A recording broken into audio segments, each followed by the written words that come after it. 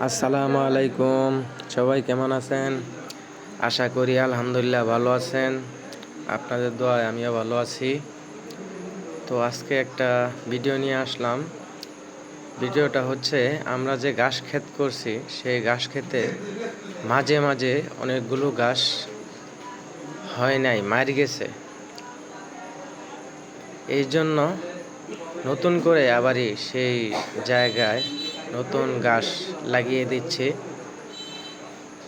নতুন গাছ লাগাইলে ওই যে ঘাসগুলো নষ্ট হয়ে গেছে সেগুলো ফাঁকা হয়ে যাবে। এই জন্য পরবর্তীতে যে ফাঁকা না হয় এই জন্য নতুন নতুন করে মাঝে মাঝে আবার নতুন ঘাস গেড়ে দিচ্ছি।